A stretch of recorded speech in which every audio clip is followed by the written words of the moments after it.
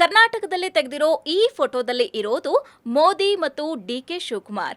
ಮೋದಿ ಬಂದ್ರೆ ಸುದ್ದಿ, ನಕ್ಕರೆ ಸುದ್ದಿ, ಕೈ ಕುಲುಕಿದ್ರು ಸುದ್ದಿ, ಆಲಂಗಿಸಿಕೊಂಡ್ರಂತೂ ಮುಗ್ದೇ ಹೋಯ್ತು. ಆ ಸುದ್ದಿಗೆ ಒಂದು ವಾರವಾದ್ರೂ ಸಾವಿರೋದಿಲ್ಲ.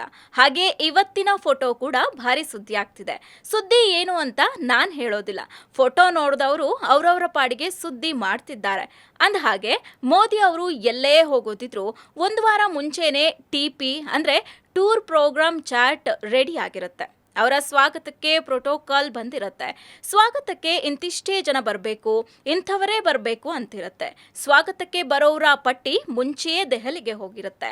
ಬ್ಯಾಕ್ಗ್ರೌಂಡ್ ವೆರಿಫಿಕೇಶನ್ ಆಗಿರ್ಬೋದು, ಸೆಕ್ಯೂರಿಟಿ ವೆರಿಫಿಕೇಶನ್ ಆಗಿರುತ್ತೆ. ಅಂತಿಮವಾಗಿ ಪಟ್ಟಿ ಫೈನಲ್ ಆದ್ಮೇಲೆ ಮೋದಿ ಓಕೆ ಅಂದ್ರಷ್ಟೇ ಪಟ್ಟಿಯಲ್ಲಿ ಇದ್ದವರಿಗೆ ಮೋದಿ ಸ್ವಾಗತಕ್ಕೆ ಪರ್ಮಿಷನ್ ಸಿಗುತ್ತೆ.